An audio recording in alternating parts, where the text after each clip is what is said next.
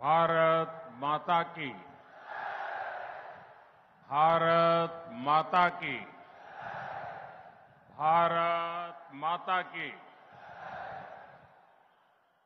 चराचरात वास करणारी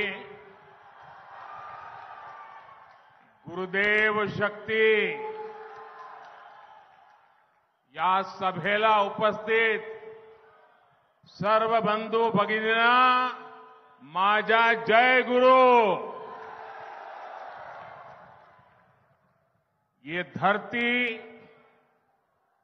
अध्यात्म और राष्ट्रभक्ति के महासंगम की धरती है। यहां अप्रतिम बलिदानों पर बसे आष्टी गांव की प्रेरणा है।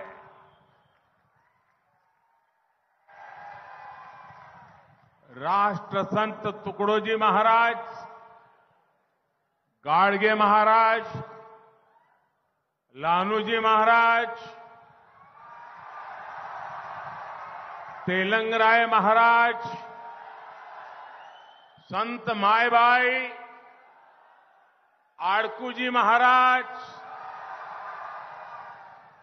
ऐसे कितने ही अनगिनत महान संतों के आशीर्वाद यहां मिलते हैं। मैं आज सौभाग्यशाली हूं कि इस धरती पर उन सभी पुण्य आत्माओं को प्रणाम करने का अवसर मिला है। आज चैत्र एकादशी भी है। पंढरपुर की आषाढ़ी, कार्तिकी, चैत्र और माघी ऐसी 4 यात्राएं मुख्य होती हैं।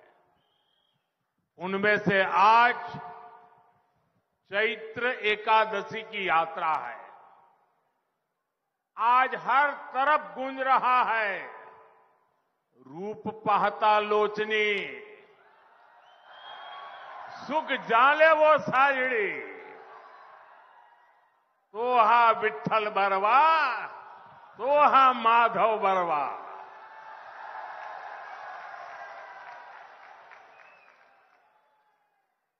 ऐसे पुण्य पर्व काल पर भगवान श्री विठ्ठल के चरणों में मैं शत शत नमन करता हूं, प्रणाम करता हूं।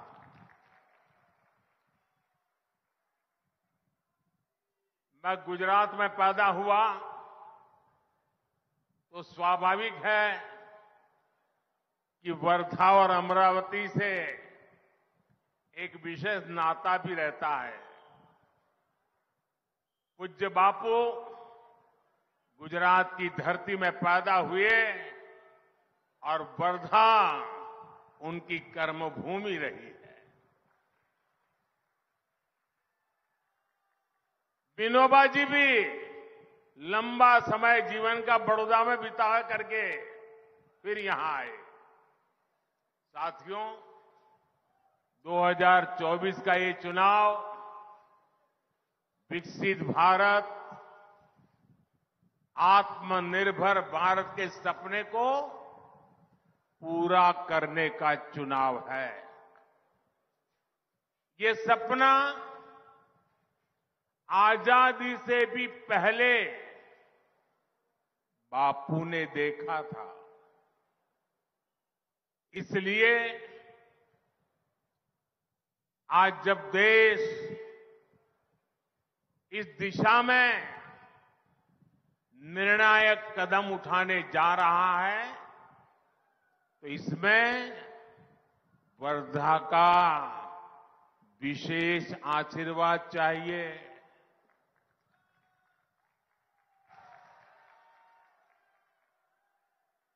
आज इतनी बड़ी संख्या में आपकी उपस्थिति,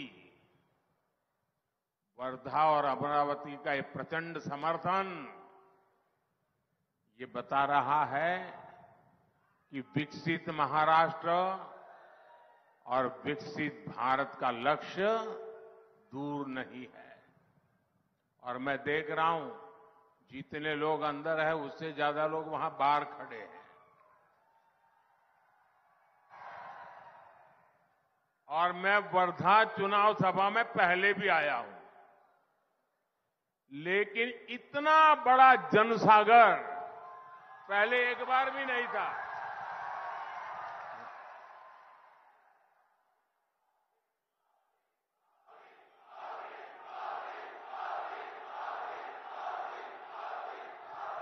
आपके आशीर्वाद भी बढ़ रहे हैं, आपका प्यार भी बढ़ रहा है। और इसलिए आज पूरा महाराष्ट्र कह रहा है, फिर एक बार, फिर एक बार, फिर एक बार। साथियों, 2014 से पहले ये धारणा बन गई थी कि देश में कुछ अच्छा हो ही नहीं सकता। चारों तरफ निराशा, निराशा, निराशा। गांवों को लगता था कि गांव में बिजली, पानी, सड़क आ ही नहीं सकते। गरीब को लगता था कि उसे आने वाली कितनी पीढ़ियां बीत जाए, गरीबी से मुक्ति मिल ही नहीं सकती। किसान को लगता था कि बदहाली शायद उसकी नियति है, कितनी ही मेहनत क्यों न करे, भाग्य बदलता नहीं है। महिलाओं को लगता था कि उनकी तकलीफें कभी कोई समझेगा ही नहीं। लेकिन भाइयों बहनों, जिसको किसी ने नहीं पूछा, जिसको किसी ने नहीं पूछा, उसको गरीब के इस बेटे ने पूजा है।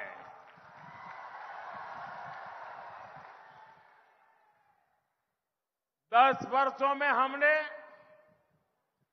25 करोड़ लोगों को गरीबी से बाहर निकाला है। हमने हर गांव तक बिजली की रोशनी पहुंचाई है। हमने देश के 11 करोड़ लोगों को पानी का कनेक्शन दिया है। 10 वर्षों में 4 करोड़ गरीब परिवारों को पीएम आवास मिला है। 10 वर्षों में 50 करोड़ से ज्यादा लोग बैंकों से जुड़कर अर्थव्यवस्था का हिस्सा बने हैं। और आज जब वर्धा आया हूं तो आप सबसे मैं एक प्रार्थना करना चाहता हूं। करूं? ऐसे नहीं, आवाज में कुछ दम होनी चाहिए। जरा हाथ ऊपर कर बताइए, मैं प्रार्थना करूं। देखिए, आप अभी गांवों में जाते होंगे, अलग अलग बस्तियों में जाते होंगे। ये सारे काम जो मैं गिना रहा हूं ना, अभी भी हो सकता है किसी न किसी गांव में 1 आध 2 परिवार ऐसे हो, शायद मकान मिलना बाकी हो। 2-4 परिवार ऐसे हो जहां गैस का कनेक्शन न पहुंचा हो। 5-15 परिवार ऐसे हो शायद टॉयलेट न बना हो, नल से जल न पहुंचा हो। मेरी आपसे एक प्रार्थना है, आप मेरे प्रतिनिधि हैं, मेरे लिए आप ही मोदी हैं।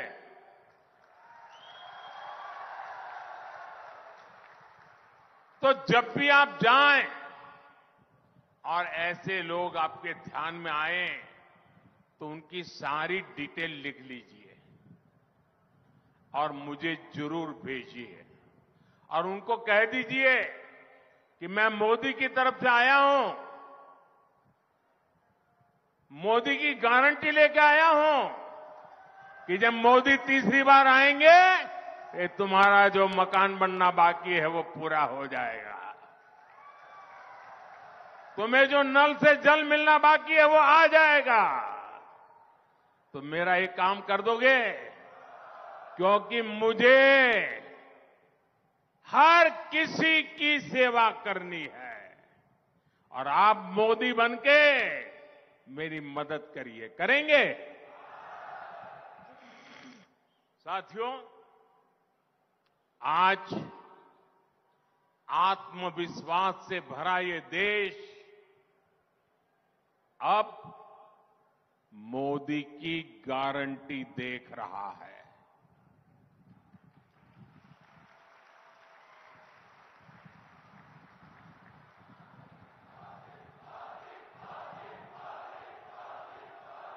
साथियों, गारंटी देने के लिए बहुत हिम्मत लगती है,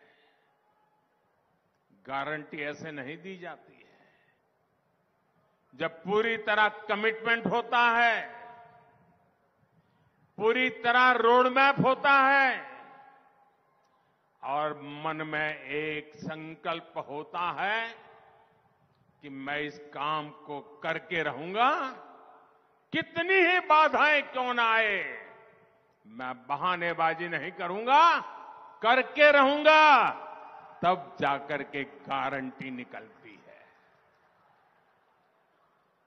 मेरे लिए ये गारंटी 3 अक्षरों का खेल नहीं है, ये गारंटी के पीछे पल पल खपाने का इरादा है।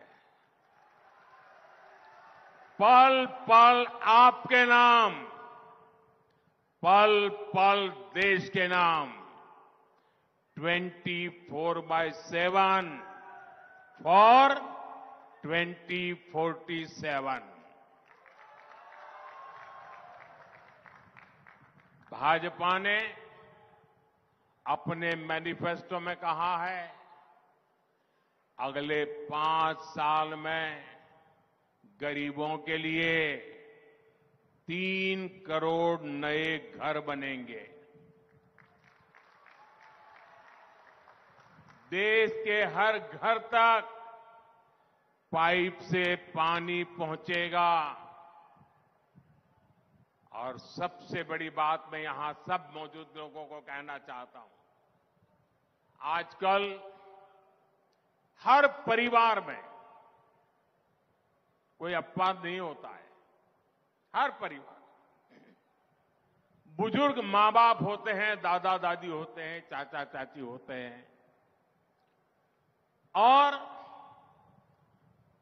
घर में जो कमाने वाले लोग होते हैं, जो काम करने वाले लोग होते हैं, उनके सामने रोजमर्रा की जिंदगी भी होती है, उनके सामने अपने बच्चों के लिए कुछ करने का इरादा भी होता है और ऐसे समय अपने बुजुर्ग मां बाप का ख्याल रखना, और उनको कोई न कोई तो बीमारी उस उम्र में आ ही जाती है, दवाई के पीछे, अस्पताल के पीछे खर्चा होता है, तो ऐसे हर परिवार को इस बोझ से मुक्ति देने के लिए हर 30, 35, 40, 45 साल के उम्र के व्यक्तियों को अपने परिवार में अपने सपना पूरा करने के लिए बोझ ज्यादा न करना सहना पड़े, इसलिए मोदी ने गारंटी दी है कि हिंदुस्तान के हर परिवार के 70 से ऊपर की उम्र के जो लोग हैं, उन सबको 5 लाख रुपए तक मुफ्त इलाज की जिम्मेवारी मोदी की रहेगी। आप पर ये बोझ कम होगा। ये बोझ उन बुजुर्गों को कहना दिल्ली में आपका बेटा बैठा है वो उठाएगा। अभी हमने गैस सिलेंडर दिए हैं। भविष्य में आपकी रसोई में पाइप से गैस पहुंचेगी।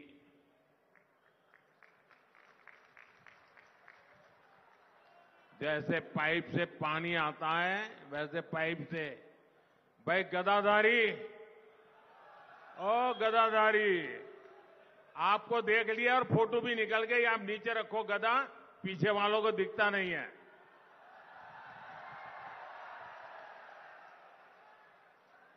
बजरंग बली की जय। आप पहलवान हैं क्या? हमारे तड़स जी तो पहलवान रहे हैं।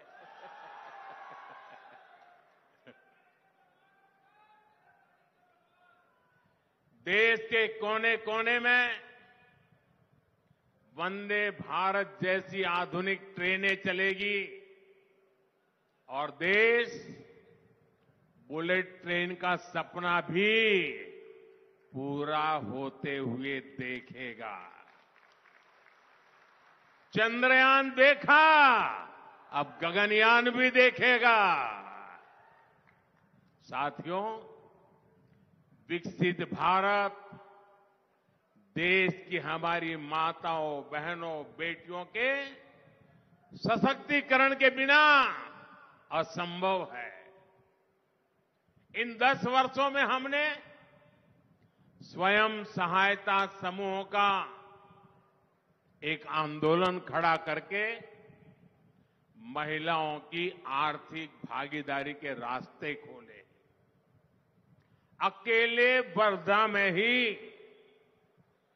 1.5 लाख से ज्यादा परिवारों की महिलाएं स्वयं सहायता समूह में शामिल है। एनडीए सरकार ने बैंकों के द्वारा वर्धा की महिलाओं के लिए 1200 करोड़ रुपए से ज्यादा की मदद भेजी है। अब अगले 5 वर्षों में हम करोड़ों महिलाओं के स्वयं सहायता समूहों को नए नए क्षेत्रों में ले जाना चाहते हैं। आईटी हो, रिटेल हो, टूरिज्म में होम स्टे की बात हो, शिक्षा के क्षेत्रों की ट्रेनिंग देने की बात हो, हर नए क्षेत्रों में हम इन स्वयं सहायता समूह की बहनों को ले जाना चाहते हैं। हम 3 करोड़ बहनों को लखपति दीदी बनाएंगे।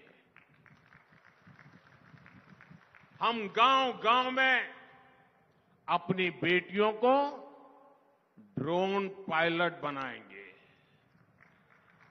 और ये मोदी की गारंटी है।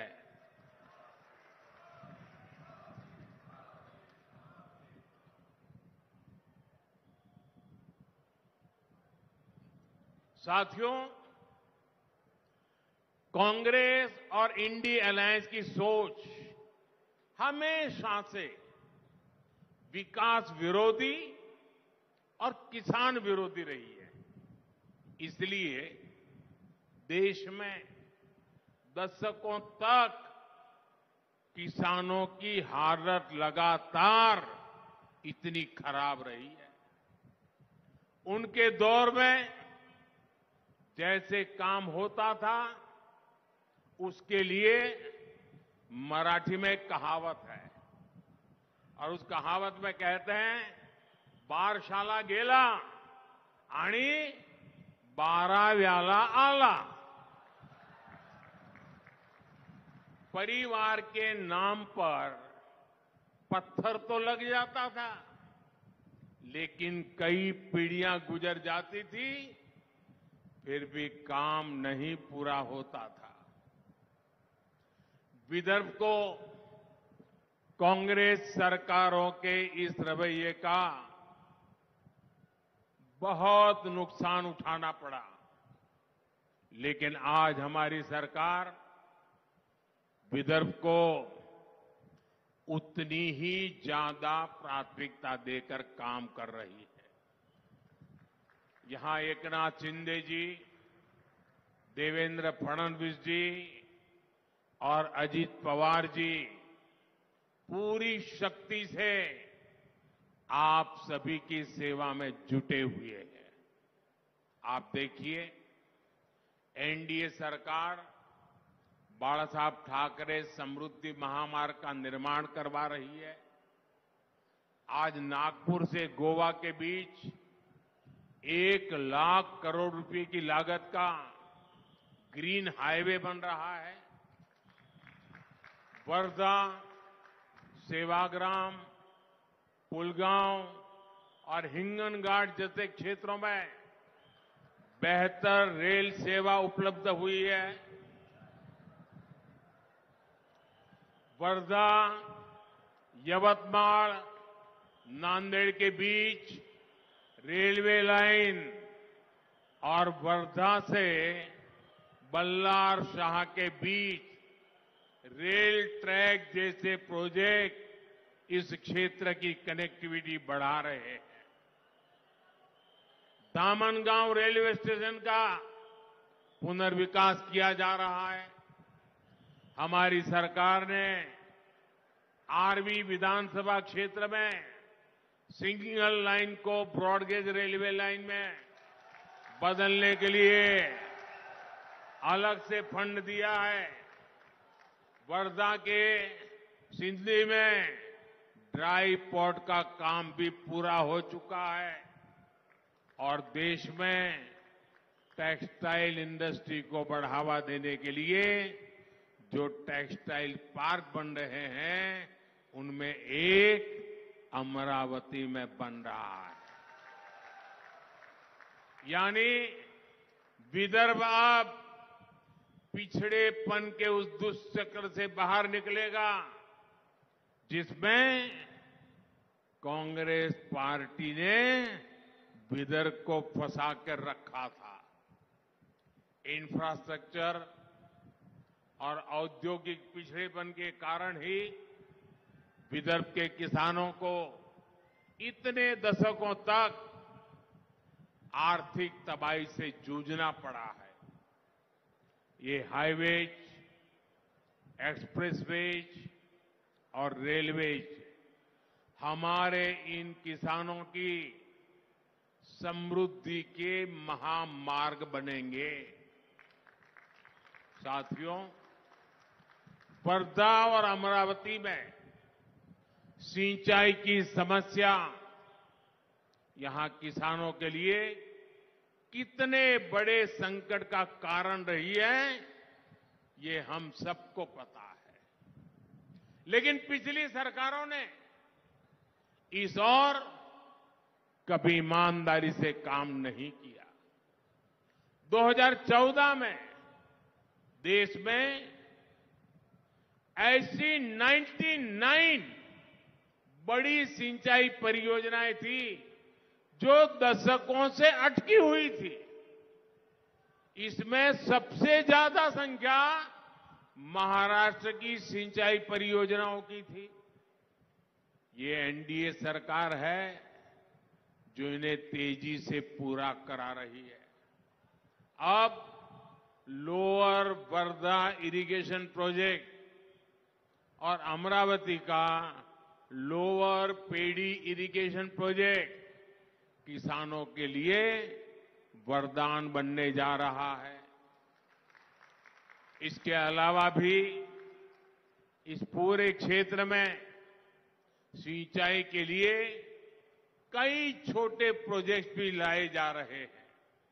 साथियों, हम समस्याओं के समाधान के साथ ही संभावनाओं के सृजन के लिए भी काम कर रहे हैं। हमने अमरावती के संतरे और वर्धा की हल्दी को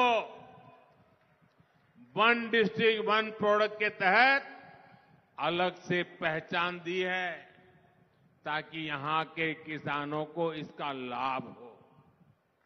किसानों की आर्थिक सहायता के लिए किसान सम्मान निधि का पैसा भी सीधे किसानों के खातों में भेजा जा रहा है। अकेले वर्धा में ही किसानों के खातों में भारत सरकार की तरफ से 300 करोड़ से ज्यादा रुपये भेजे गए और महाराष्ट्र में देवेंद्र जी और शिंदे जी की सरकार के द्वारा भेजे गए वो अलग। साथियों, आज बीजेपी के विकास के सामने इंडी अलायंस मुद्दों की कंगाली से जूझ रहा है और इसलिए ये लोग अब केवल गाली गलौज और अपमान की राजनीति पर उतर आए हैं। इंडी अलायंस की तमिलनाडु की जो पार्टी सनातन के विनाश की घोषणा करती है, उन नेताओं से ये लोग छत्रपति शिवाजी महाराज की धरती पर हमारे महाराष्ट्र में लाकर रैली करवाते हैं। अयोध्या में राम मंदिर का 500 साल पुराना सपना पूरा होता है तो कांग्रेस पार्टी और उसके दोस्त उसका भी बहिष्कार करते हैं। अयोध्या में भव्य राम मंदिर में पहली रामनवमी का आयोजन हुआ। सूर्य की किरणों से भगवान राम के अभिषेक ने हर देशवासी को भक्ति से सराबोर कर दिया।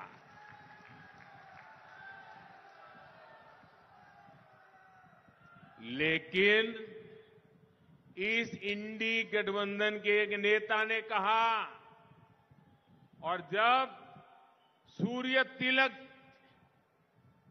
प्रभु रामलला को हो रहा था उस समय ये इंडी अलायंस के साथी ने क्या कहा, ये सब पाखंड है, पाखंड। ये कांग्रेस पार्टी और उसके साथियों का असली चेहरा है, असली चेहरा। साथियों, एकनाथ शिंदे जी की सरकार ने यहां लालूजी महाराज देवस्थान का पुनर्विकास का संकल्प किया है। ये लोग अगर मजबूत हुए तो उसका भी विरोध करेंगे। इसलिए छत्रपति शिवाजी महाराज की ये धरती पर कांग्रेस के इन पापों का हिसाब आपको करना है। साथियों, कांग्रेस पार्टी भी ये बात जानती है कि वो चुनाव नहीं जीत सकती है।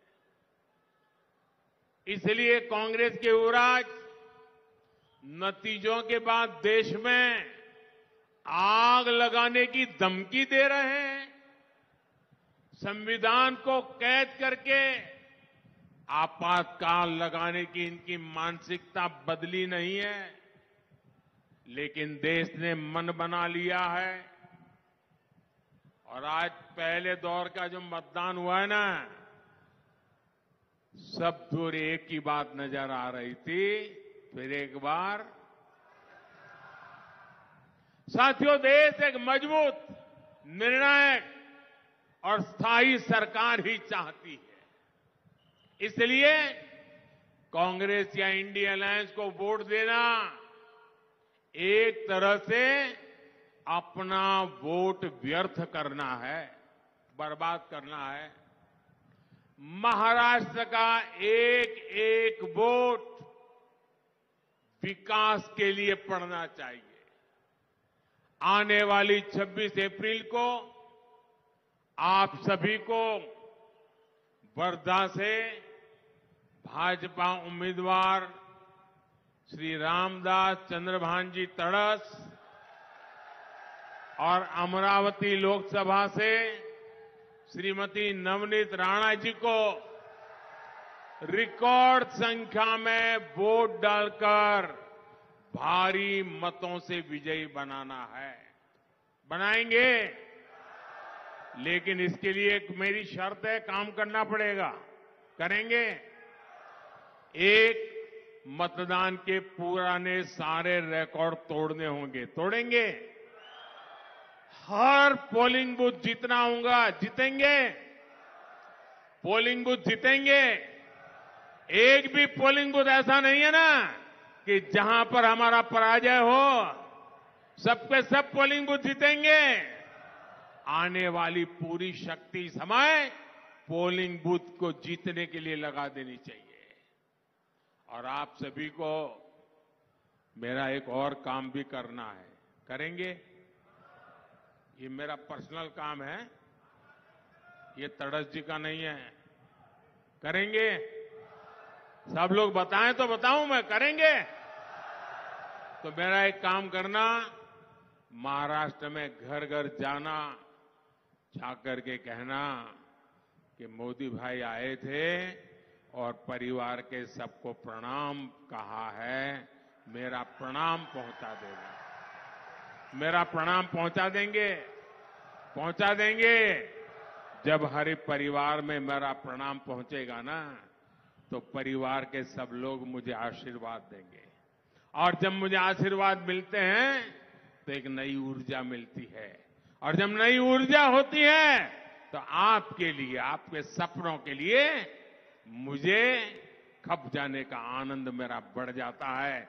इसलिए मुझे हर परिवार से आशीर्वाद चाहिए। बोलिए भारत माता की। भारत माता की। बहुत बहुत धन्यवाद।